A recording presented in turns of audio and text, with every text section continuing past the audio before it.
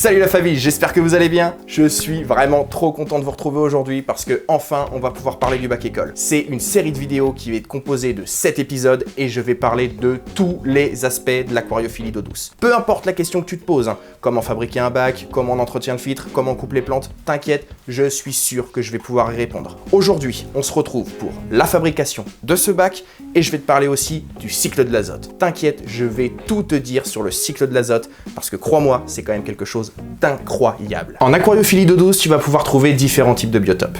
Du Malawi, du tropical, de l'asiatique et encore d'autres. Pour chacun de ces biotopes, tu vas avoir des espèces qui y correspondent. Donc c'est super important de respecter déjà ce critère. Tu sélectionnes ton espèce et ensuite tu essaies de respecter au maximum le biotope. Aujourd'hui, nous, on va s'intéresser à un des biotopes les plus faciles en aquariophilie et surtout les plus accessibles à un débutant, c'est l'aquarium de type tropical. Au moment de choisir le nombre de litres dans ton aquarium, si tu es un grand débutant en aquariophilie, je te conseillerais toujours de partir au minimum sur un bac de 60 litres. C'est vraiment le minimum pour avoir quelque chose de stable au niveau des paramètres et stable au niveau de la température, parce que ça peut très vite varier avec l'été et l'hiver, crois-moi. Nous de notre côté, c'est ce qu'on a fait, on est parti sur un bac de 60 litres. D'ailleurs, gros big up à notre pote José qui nous l'a filé, ce bac, il était complètement nu. On a juste eu besoin de racheter la remplède qui est juste là. Cette série de vidéos, elle est entièrement en partenariat avec Matériel Aquatique. Ça y est, enfin sur Animood, on a trouvé un premier partenaire pour nous sponsoriser cette vidéo et ils ont eu la gentillesse de nous fournir l'entièreté du matériel que tu vois là, plus les plantes qu'on va avoir besoin pour le bac. Donc franchement, merci à vous de nous faire confiance pour ce premier partenariat Matériel Aquatique. Et en plus de ça d'ailleurs, parce que chez Animood on n'est pas des manches, on a réussi à vous dégoter un code promo de 10% qui est valable une semaine à partir de la sortie de la vidéo. Donc je te mets un petit lien en description qui va te permettre de pouvoir te rendre sur le site de Matériel Aquatique. Quand tu vas vouloir faire ton bac, je vais te conseiller de passer par une étape. Elle n'est pas obligatoire, mais elle est quand même très importante. Tu vas rajouter au fond de ton aquarium une grosse couche de pouzzolane. J'en ai juste ici. Et la pouzzolane, c'est quoi? C'est une roche volcanique qui est extrêmement poreuse. Et ça justement, le fait qu'elle soit poreuse, c'est parfait pour les bactéries qu'il va falloir élever dans ton aquarium. Ces bactéries, elles vont avoir besoin justement de ces petits pores pour aller se réfugier et ça va créer un énorme refuge bactérien qui va à mort aider ton filtre. Donc si tu veux un aquarium sain, utilise de la pouzzolane. En plus de ça, pour être sûr qu'il lui arrive pas de dinguerie, je vais utiliser un géotextile que je vais venir poser par-dessus et ça va permettre de venir protéger ma pouzzolane. Quand je vais mettre mon sol nutritif et mon sable, je suis sûr qu'il n'y a rien qui va tomber dedans et qui va venir la ruiner. Qui dit aquarium tropical, dit plante. Et je te le dis tout de suite, il est hors de question qu'on mette des machins en plastique à l'intérieur. Donc on va utiliser des plantes naturelles. Et quand tu utilises des plantes naturelles, il est quasiment obligatoire, je te dirais même obligatoire, d'utiliser un sol nutritif. Donc là, l'étape qu'on va réaliser ensemble, c'est tout simplement de poser un sol nutritif. Je ne vais pas rentrer dans le détail sur justement ce produit, étant donné qu'on va réaliser une vidéo qui va être complètement dédiée au sol nutritif, aux plantes et surtout aux engrais. Donc, je ne vais pas t'en parler maintenant, mais dans une autre vidéo, tu auras toutes les réponses que tu peux te poser sur le sol nutritif. L'étape qu'on va réaliser maintenant, elle va tout simplement dépendre de la population que tu vas avoir dans ton aquarium. Si tu as des poissons qui vont vivre au milieu et en haut de ton bac, tu vas pouvoir placer ton sol décoratif maintenant. Par contre, si tu as des poissons de fond, type Corydoras, Loricaridés, tout ça, tu ne vas pas placer ton sol maintenant. Il va falloir placer ton décor et tes racines, enfin tes pierres et tes racines, et ensuite tu vas pouvoir mettre ton sable. Pourquoi? Parce que les poissons de fond, ce sont des poissons qui aiment creuser dans le sol, et si tu viens poser ta pierre sur ton sol et qu'il creuse en dessous, c'est un coup à ce que la pierre tombe sur lui et que ce soit fatal. Donc tu mets tes pierres et tes racines, et ensuite tu viens mettre ton sol décoratif. Nous, dans notre aquarium, nous n'utilisons pas de poissons de fond, donc on va pouvoir placer notre sol décoratif maintenant. J'ai deux sols décoratifs différents. Je vais déjà commencer par utiliser une couche de sable de Loire parce que c'est un excellent refuge bactérien. Ce bac là, c'est simple, ça va être une centrale d'épuration à lui tout seul. On a déjà la pouzzolane, le sable de Loire qui sont d'énormes refuges bactériens et ensuite on pourra ajouter notre filtre. Pour placer ton équipement, nous on va déjà commencer par la filtration. Et là, il va falloir que toi pour ton aquarium, tu choisisses un filtre. Tu vas avoir trois catégories principales de filtres en aquariophilie. C'est le filtre interne comme celui-ci, les filtres externes comme celui-là et le filtre cascade comme celui-ci. Tu peux en trouver d'autres, hein. Par exemple un filtre à décantation et tu fais ta filtration toi-même, mais c'est pas forcément le plus répandu. Sur des petits volumes comme celui-ci, 60 litres, 100 litres, tu peux te permettre d'utiliser un filtre interne, il n'y a pas de problème, tu as des très bons filtres internes qui feront largement le taf. Par contre, quand tu arrives dans des gros volumes, je te dirais 150, 200 litres et encore au-dessus, la filtration interne, pour moi, n'est plus suffisante. Il va falloir passer sur une filtration externe avec une grosse puissance. Parce que quand tu vas choisir ton filtre, il va aussi falloir choisir ce filtre en fonction de sa puissance. Pour savoir quelle puissance il te faut pour ton aquarium, c'est extrêmement simple. Tu prends le litrage de ton bac, celui-ci c'est un 60 litres, et tu multiplies entre 5 et 10 en fonction de la puissance de filtration que tu as besoin. Si tu as des poissons extrêmement pollueurs, tu multiplies par 10. Si tu as juste un petit couple de poissons qui n'est pas très pollueur, tu multiplies par 5, ce sera suffisant.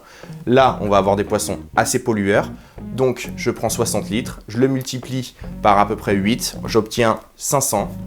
Ce filtre-là, c'est parfait, puisqu'il a une puissance maximale de 500 litres par heure. Donc en gros, il est capable en 1 heure d'aspirer 500 litres de flotte. C'est tout petit, hein, mais crois-moi, AM, c'est redoutable. À l'intérieur d'un filtre, en fait, vous allez retrouver différentes masses de filtration. Ces différentes matières qui vont permettre de pouvoir filtrer votre eau. Et parmi ces matières, vous avez 3 types, en fait, entre guillemets, de filtration différentes. Vous allez avoir la filtration mécanique, vous allez avoir la filtration chimique et vous allez avoir la filtration biologique. La filtration chimique, qu'est-ce que c'est? C'est tout simplement un produit qui va agir chimiquement sur l'eau, qui va la filtrer. La filtration mécanique en aquariophilie, ça va tout simplement être par exemple les nouilles en céramique que vous pouvez utiliser dans votre aquarium qui vont venir s'entrechoquer sur les déchets et les réduire en tout petits morceaux. Et ensuite vient la filtration biologique qui, elle, justement, va permettre de servir de refuge pour toutes les bactéries et c'est elles qui vont consommer cette pollution. Généralement, dans un aquarium, quand vous utilisez les 3 types de filtration, on mettra toujours la filtration mécanique en premier, comme ça tous les déchets qui arrivent dans le filtre sont broyés. Ensuite vient la filtration biologique qui va consommer justement tous ces déchets. Et en dernier, on peut rajouter, si on le souhaite, une filtration chimique qui va finir de venir filtrer en fait toute votre eau, tous les petits paramètres qui peuvent rester, qui n'ont pas été filtrés. Généralement, on va utiliser du charbon. Sur un filtre interne comme celui-ci, la plupart du temps, tu vas avoir le minimum, c'est-à-dire une filtration biologique. Et cette filtration biologique, tu vas la retrouver en fait sous forme de mousse. Donc ce filtre-là, pour l'ouvrir, je ne sais pas trop, voilà, parfait. Et à l'intérieur, voilà. C'est cette mousse-là que tu vas retrouver et tu vois qui est comme la pouzzolane, c'est extrêmement poreux. Donc tu dois t'en douter, la pouzzolane aussi est une filtration biologique. Après avoir placé le filtre, on va pouvoir passer au chauffage. Le chauffage, dans le biotope qu'on souhaite, l'aquarium tropical, il est obligatoire. On va devoir atteindre une température de 26, 27, voire 28, donc il va falloir quelque chose d'assez puissant pour chauffer la totalité de notre eau. Pour choisir ton filtre, c'est extrêmement simple. Il va tout simplement falloir prendre le nombre de litres dans ton aquarium, on est sur un 60 litres, et tu mesures 1 watt par litre. Donc 60 litres, 60 watts, 240 litres, 240 watts, etc., etc., etc. Après, à vous conseiller, bien sûr, il y a des marques qui sortent du lot, comme pour le filtre, hein, AM sort du lot. JBL, c'est une marque que j'aime énormément pour le chauffage, parce qu'en plus, ils ont cette petite cage de protection qui évite aux crustacés ou aux poissons de venir se brûler sur le verre de chauffage. C'est très rare, ça peut potentiellement arriver, donc c'est super pratique de l'avoir. Même si tu as placé tes équipements électroniques maintenant, tu vas devoir patienter la mise en eau avant de tout brancher. Parce que si tu branches ça maintenant, tu vas tout cramer. Ton filtre, tu vas le ruiner. Et alors, je te le dis, ton chauffage, à peine tu vas le brancher, il va cramer direct. Donc, t'attends la mise en eau et tout se passera bien. Moi, avant de passer au décor, je vais juste passer les câbles dans les trous du couvercle. C'est juste un petit peu le défaut du couvercle, mais t'inquiète, je te retrouve tout de suite. Quelques minutes plus tard... Et voilà, ça y est, enfin, on va rentrer dans le dur, on va rentrer dans l'esthétisme du bac, on va pouvoir enfin passer à la décoration de l'aquarium. Pour ça, tu vas avoir différentes possibilités qui vont s'offrir à toi, au niveau du choix des racines et au niveau du choix des pierres. Par contre, sur les racines, hein, t'es libre, tu prends ce que tu veux, il n'y a pas de souci, il n'y a vraiment pas grand chose à respecter au niveau des conditions pour les poissons, tu peux y aller. Par contre, pour les pierres, là, il y a 2-3 petites choses qu'il faut que tu saches. Déjà, dans un aquarium, si tes poissons ils vont avoir besoin d'une eau plutôt douce, donc avec très peu de matière minérale à l'intérieur de ton eau, il va falloir que tu évites d'utiliser des pierres de couleur grise. Les pierres de couleur grise ont tendance à relâcher beaucoup de minéraux dans l'eau et donc à faire remonter cette dureté. Si jamais tes poissons en ont besoin de très peu, évite sincèrement les pierres grises. Tu en as plein d'autres, hein. Tu peux prendre de l'Orostone, tu vas pouvoir prendre de la Black Lava comme nous on a choisi. Enfin, tu as plein de pierres différentes. Fais ton choix à l'intérieur. Pour cette série de vidéos, Matériel Aquatique, en plus de ce simple partenariat, ils nous ont demandé de tester une nouvelle gamme de produits qu'ils ont chez eux. C'est la gamme de la marque Wiyo et ils vont faire des pierres et du sol décoratif. On était très pressés de pouvoir le recevoir, mais maintenant qu'on l'a reçu et maintenant qu'on l'a devant les yeux, franchement, ça a vraiment l'air d'être une marque de dingue. Déjà, au niveau du conditionnement, le fait que les pierres soient emballées dans des sacs comme ça, je trouve ça juste super pratique. Ils ont un choix énorme de pierres. Et sur le site, en plus de Matériel Aquatique, quand vous allez faire votre choix de sol ou de pierre, ils vont vous mettre en fait une photo de la pierre sèche et une photo de la pierre mouillée. Et pareil pour le sol, une photo du sol mouillé et une photo du sol sec, ce qui peut permettre d'avoir les deux couleurs et de vraiment faire correctement votre choix. En plus, au niveau du sol, ça c'est une vraie dinguerie la famille, une vraie dinguerie. Ils ont une gamme de sols type biotope, c'est-à-dire qu'en fait ça va être pas juste du sable, il va y avoir du sable, il va y avoir un petit peu de branches, vous allez aussi trouver des feuilles mortes, tout ça, qui vont correspondre à un biotope type Amérique du Sud, type asiatique, ce genre de choses, et ça franchement je trouve ça ouf, ça permet d'avoir un sol ultra riche et au niveau esthétisme, mais c'est dingue, on aurait vraiment kiffé pouvoir vous présenter ça, malheureusement il y en avait plus de dispo, en même temps tu m'étonnes, c'est tellement une dinguerie que tout le monde a dû se l'arracher, donc on s'est quand même rabattu sur un sol Himalaya, c'est de l'Himalaya Sand, c'est un sol qui est le plus blanc possible qu'on a trouvé en tout cas dans cette gamme de produits et qui va être parfait pour notre décor.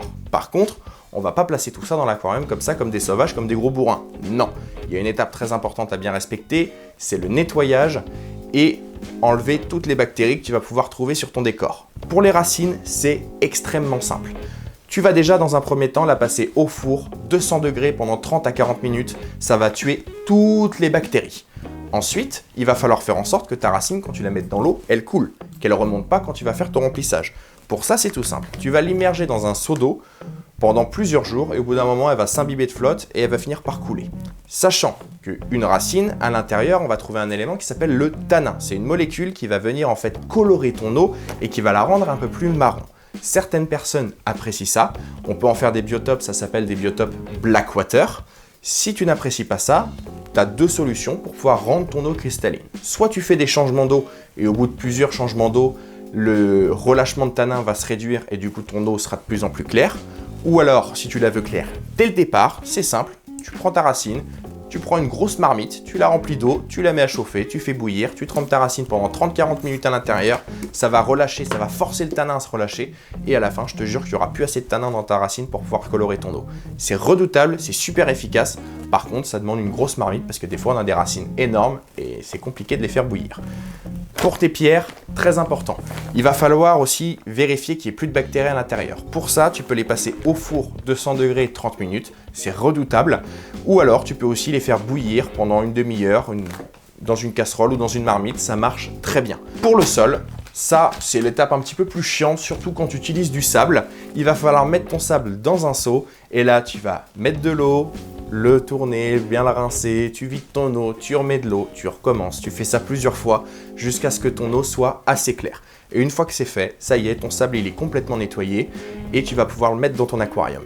Le sable que tu vois là, tu dois te dire mais celui-là tu l'as pas nettoyé, c'est normal. Le sable qu'on a utilisé ici, c'est une marque spéciale et en fait cette marque-là nettoie déjà son sable. Donc en fait on n'a pas besoin de passer par cette étape-là. Tout le monde ne le fait pas, donc dans le doute, nettoie-le. C'est super important. 1 heure plus tard.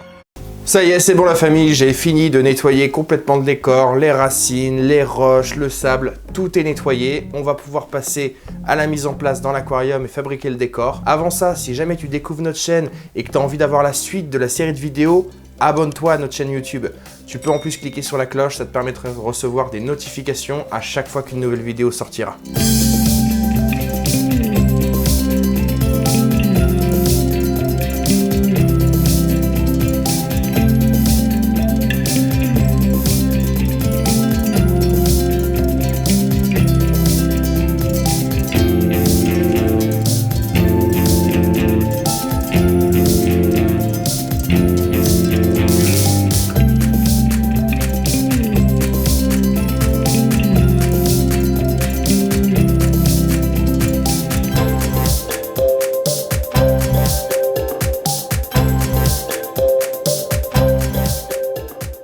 Maintenant qu'on a terminé le décor, on va pouvoir passer à la plantation.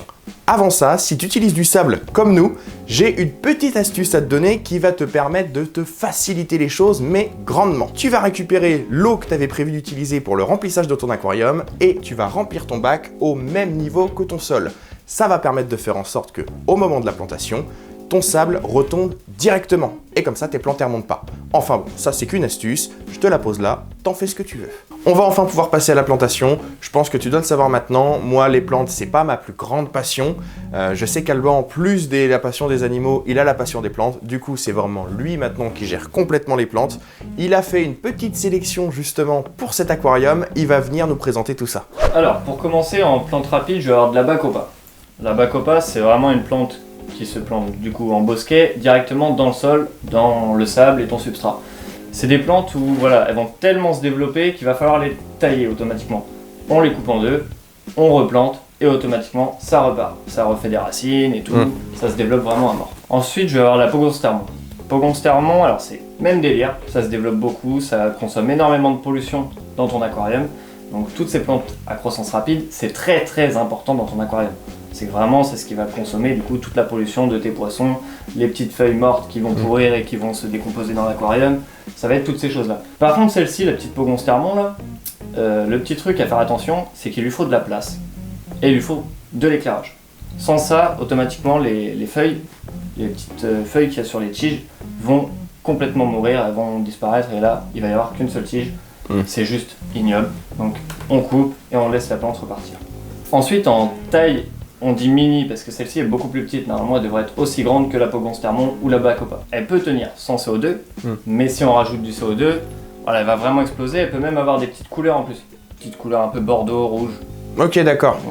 Et ça c'est de la Lobelia cardinalis. Ah oui, Lobelia, ouais, j'ai même pas dit le nom. Lobelia cardinalis. Ah oui, bah c'est celle-ci qui a des petits reflets un peu violets en dessous les feuilles voilà, quand on met du CO2 effectivement. Ouais, c'est ça, complètement. Ensuite là j'ai une petite plante, alors honnêtement je la connais pas du tout. C'est un pur test, clairement. Donc c'est de la Marsilea. Donc là c'est, alors vous vous demandez peut-être pourquoi c'est des petits pots, mais en fait c'est des bébés plantes qui sont plantées dans une genre de gelée d'eau et les bébés plantes se développent dedans dans des petits pots comme ça avec un petit éclairage au-dessus et ça se développe petit à petit. Et pour nous à planter, ça va être beaucoup plus simple, vous verrez plus tard. Alors ensuite j'ai une autre plante un petit peu spéciale, même si voilà les connaisseurs ils savent. C'est une plante épiphyte. Elle va se développer sur les racines, sur les pierres. En vrai, c'est mieux d'éviter de la planter dans le sol parce que les racines risquent de pourrir. Alors, il y en a qui arrivent à les tenir comme ça. Personnellement, j'y arrive pas. Je préfère les tenir sur des racines, sur des pierres, laisser les racines justement se développer dans le courant de l'eau et tout ça. Ça, c'est des plantes par contre à croissance très lente. Elles vont vraiment faire feuille par feuille. Voilà, elles vont se développer, mais tout doucement. Des fois, il faut des semaines avant de voir une nouvelle feuille, quoi. Vraiment, ça met du temps. J'ai la Wavy Green, qui est vraiment toute petite et vraiment très verte. Des fois, elle fait des petites fleurs aussi. Et ensuite, j'ai la Espered. Donc celle-ci, elle est un petit peu plus bordeaux, un petit peu rougeâtre. Ah, on en a celle-ci dans le bac de 120 litres derrière. On en a dans le 120 litres, ouais. Ouais, c'est ça. Hein. Ouais. Et ensuite, pour terminer, je vais avoir donc de la mousse. Donc celle-ci, pareil, elle va se développer en épiphyte, sur des racines, sur des pierres. Et elle va vraiment se développer, faire des petits buissons. Et ensuite, tu veux en mettre un petit peu ailleurs dans ton bac, tu as juste en arracher un petit peu. Arracher, c'est un grand mot, hein. Tu coupes. Mais une fois que tu l'as coupée, tu peux très bien la refixer. Et elle va se redévelopper, refaire un petit buisson, et ainsi de suite. Ok. Et pourquoi c'est sous deux trucs différents là? Ah oui, alors bah celle-ci, ça c'est plante in vitro, donc les petits bébés aussi, pareil. Donc là c'est vraiment tout petit. Et celle-ci en fait, ça part directement d'un gros buisson de mousse. Ils ont taillé, ils ont mis dans la boîte, et après on se débrouille avec ça, quoi, tout simplement. Après, je vous avoue, c'est un petit test, hein. C'était juste pour voir la différence entre les deux, laquelle va se développer le plus, laquelle va se développer le moins, quoi. Franchement, c'est juste un test pour le futur.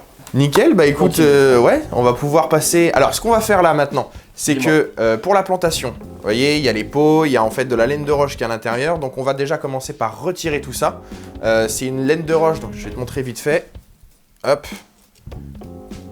Et en fait, ça, il faut le retirer délicatement pour éviter de casser les racines. Donc nous, on va faire ça tranquillement de notre côté, et je te retrouve juste après pour passer à la plantation. 2000 ans plus tard. On va pouvoir passer à l'étape de la plantation. J'ai terminé de dépoter complètement mes plantes. Les plantes in vitro ont été complètement nettoyées, donc il faut bien nettoyer le gel, c'est vraiment très important. Petite chose à pas oublier, la famille. Là, vous voyez, mes plantes, c'est une plante aquatique, hein. Elles sont à l'extérieur. Bon, elles sont déjà habituées à ne pas vivre dans l'eau, puisque pour la pousse, on les met dans des zones extrêmement humides, mais pas dans l'eau. Sauf que là, on n'est pas dans une zone extrêmement humide. Donc, toutes les 5 à 10 minutes, ce que tu fais, tu vas te munir d'un vapeau qui, moi, a disparu, visiblement. Il y en a un qui m'a volé mon vapeau. Bande de voleurs. Ah, parce que ce que vous savez pas, c'est qu'il y a d'autres stagiaires ici. Donc, tu te munis de ton vapeau et tu vas arroser tes plantes. T'es pas obligé d'arroser comme un bourrin, hein. T'es pas obligé de les tremper, de les inonder, ça sert à rien. Mais juste un petit coup de vapeau, ça va permettre de maintenir une certaine hydrométrie directement sur tes plantes, éviter qu'elles sèchent et qu'elles finissent par crever. Une petite astuce, une dernière petite astuce que je peux vous donner pour planter vos plantes, c'est de vous munir d'une pince comme celle-ci. Le top, ça reste quand même une pince avec un bec un peu tordu. Ça permettra d'avoir une meilleure pénétration dans le sol. Au moment de planter, en fait, vous allez attraper votre plante directement comme ça. Et en fait, quand vous allez la planter à l'intérieur, ce sera beaucoup plus simple. Vous avez juste à la planter, vous tournez un petit peu en ouvrant votre pince, vous la retirez tout doucement.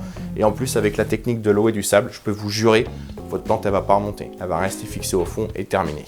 Pour la plantation, déjà dans un premier temps, je vais placer les plantes qui sont au fond. Donc pour les plantes au fond, je vous conseille de mettre les plantes les plus hautes, celles qui vont pousser le plus haut. Ce sera toujours quelque chose de plus joli, ça vous permettra d'avoir un effet de profondeur en fait, tout simplement.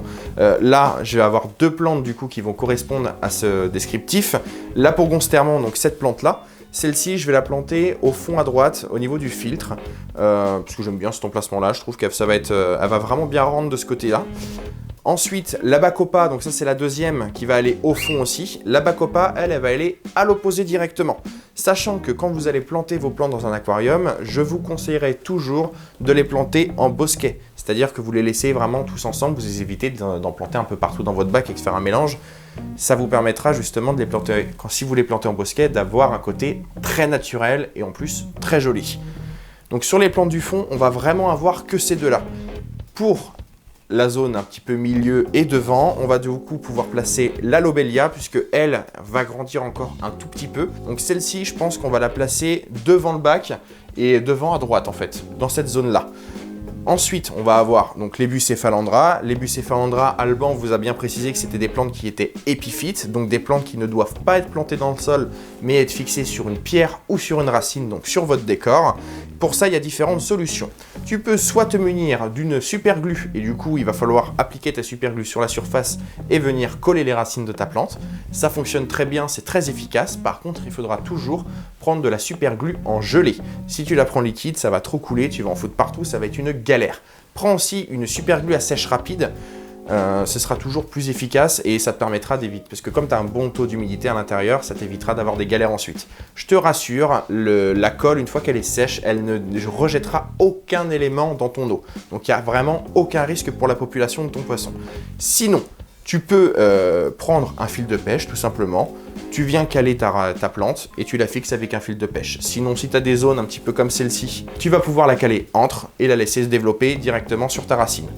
Ensuite, toujours dans les plantes épiphytes, on va trouver donc la mousse de Java. Elle, on va la placer directement et uniquement sur nos racines. Je pense qu'on va mettre celle-ci sur la racine de droite et celle-ci sur la racine de gauche. Ça nous permettra de faire un comparatif. Alban qui voulait faire des tests, voir celle qui se développe le plus vite. Ça va être très pratique d'avoir 2 racines différentes.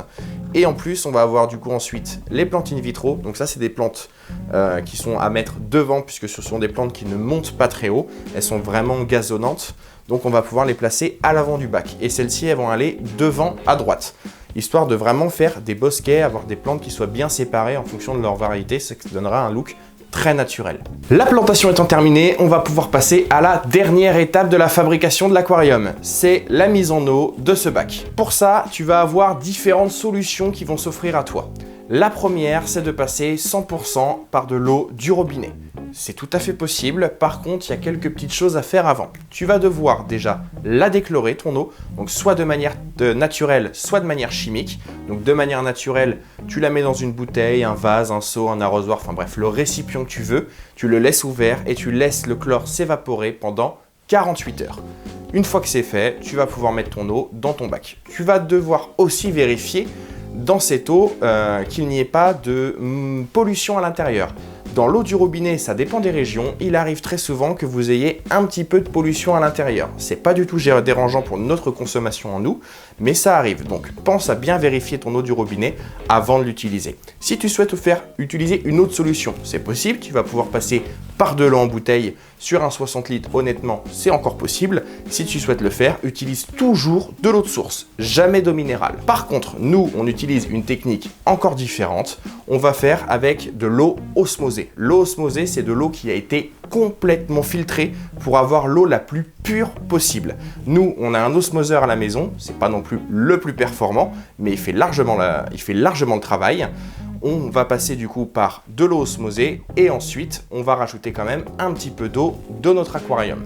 Pour quelle raison? C'est tout simple. En fait, on va rajouter de l'eau de l'aquarium pour qu'on puisse récupérer les paramètres de ce bac-là.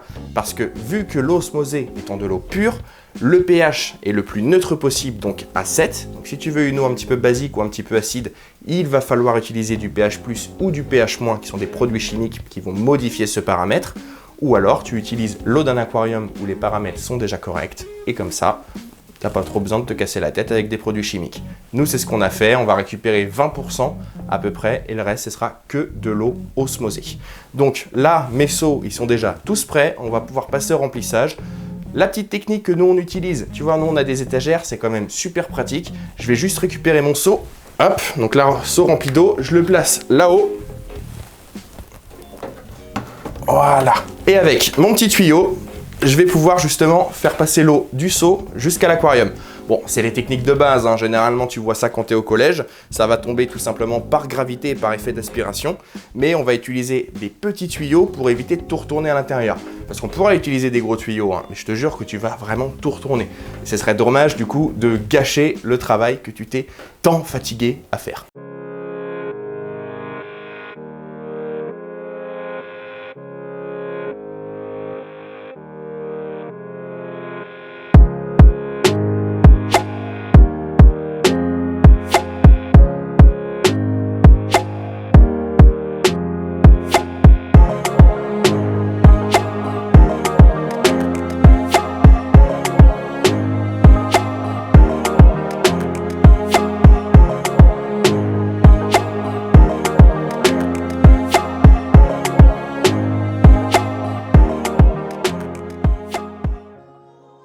C'est bon, le remplissage est maintenant terminé. On a branché tous les équipements. On a relié d'ailleurs la lumière à un minuteur mécanique pour pouvoir faire un réglage dessus de la durée d'éclairage. On l'a réglé sur 6 heures, ça va permettre d'éviter une apparition d'algues. Et tu vas laisser ça pendant un certain temps. Maintenant, on va pouvoir passer à la dernière étape et c'est le cycle de l'azote. Je vais tout t'expliquer sur ce cycle et comment le mettre en place dans ton aquarium. Le cycle de l'azote, qu'est-ce que c'est ? Eh bien, c'est un cycle naturel qui est présent partout dans la nature et qui se lance automatiquement. Il va dégrader les déchets étape par étape et les désintoxiquer progressivement grâce à des bactéries. Ce qui en fait d'ailleurs un cycle invisible à l'œil nu car il est microscopique. Les déchets que l'on retrouve dans un aquarium, ce sont les déjections des poissons, les restes de nourriture, les feuilles mortes et parfois un animal mort. Tous ces déchets, ce sont des composés azotés, c'est-à-dire des déchets qui sont composés d'azote. Tous ces déchets vont se dégrader dans ton aquarium et être consommés par des bactéries que l'on dit aérobiques, c'est-à-dire des bactéries qui ont besoin d'oxygène pour vivre. Si elles n'avaient pas besoin de cet oxygène pour vivre, ce seraient des bactéries anaérobiques. La première étape, eh bien, quand les déchets ont commencé à se décomposer, ils vont être consommés par tes premières bactéries. Ce sont les bacillus et les microcosus.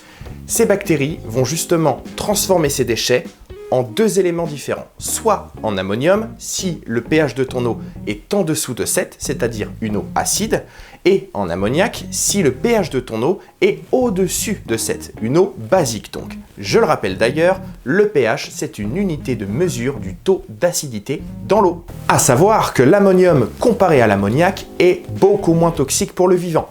Et en plus, il est justement consommé par les plantes. Par contre, l'ammoniac, lui, est beaucoup plus toxique pour le vivant et n'est pas du tout consommé par les plantes. Pour cette deuxième partie du cycle de l'azote, ce sont toujours des bactéries qui entrent en action. Mais cette fois-ci, ce sont des nitrosomonases qui vont venir consommer l'ammoniac et l'ammonium créés avant pour le transformer en nitrite. Le nitrite, c'est quelque chose d'extrêmement toxique pour tes poissons. Ça les brûle et peut engendrer des maladies très graves. Les invertébrés par contre, eux, ils sont quasiment insensibles parce qu'ils n'ont aucun globule rouge. Dans ton aquarium, tu dois toujours avoir 0 mg par litre de nitrite. C'est très important, sinon c'est signe de déséquilibre. Pour la troisième et dernière étape d'un cycle de l'azote simple, ce sont les nitrobactères qui entrent en jeu. Elles vont consommer les nitrites pour les transformer en nitrates. Ces nitrates, eux, sont beaucoup moins toxiques pour tes poissons. Par contre, c'est complètement fatal pour les invertébrés. Ces nitrates vont s'accumuler continuellement dans ton aquarium. Les plantes naturelles que tu vas utiliser vont consommer ces nitrates, mais elles ne suffisent généralement pas à tout consommer. C'est pour ça qu'il faudra quand même faire des changements d'eau. Mais c'est quand même un grand avantage d'utiliser des plantes naturelles plutôt que des plantes en plastique. L'accumulation des nitrates dans ton eau va surtout dépendre de ton bac, de ton biotope, mais surtout de la population dans ton aquarium. Plus tu auras de poissons, plus l'accumulation de nitrates ira vite. Pareil, plus tes poissons seront gros, plus l'accumulation de nitrates ira vite aussi. Je pense que tu as compris ce qu'est le cycle de l'azote. Je vais maintenant pouvoir t'expliquer comment le mettre en place. Ce cycle de l'azote, je t'ai déjà dit qu'il était automatique. C'est pour ça que tu n'auras presque rien à faire. La seule chose, ça va être de patienter pendant 4 semaines et de continuer à éclairer ton bac pendant 6 heures par jour. Et surtout, tu ne rajoutes pas d'engrais dans ton eau. Si jamais vraiment t'as pas mis de plantes naturelles dans ton aquarium et que tu préfères le plastoc, dans ce cas-là, je te conseille de rajouter une seule fois seulement une petite pincée de nourriture dans ton aquarium, histoire que ça crée du déchet et que ton cycle de l'azote puisse se lancer. Pendant ces 4 semaines de cycle de l'azote, ce sont les 10 premiers jours que tout commence à se mettre en place. Les bactéries commencent à naître et tes nitrites et tes nitrates vont commencer à monter. Mais alors, ils vont monter de manière extrêmement violente. C'est ce qu'on appelle le pic de nitrite. Une fois que ce pic a été atteint, généralement, donc au bout de 10 jours, tu vas avoir assez de bactéries pour pouvoir consommer cette arrivée massive de nitrite, ce qui va justement engendrer une chute. Cette chute, elle, va être beaucoup plus longue que le pic. On compte en moyenne 10 à 20 jours pour retomber à 0 mg par litre d'eau de nitrite. Le nitrate, lui, va continuer de s'accumuler dans ton eau.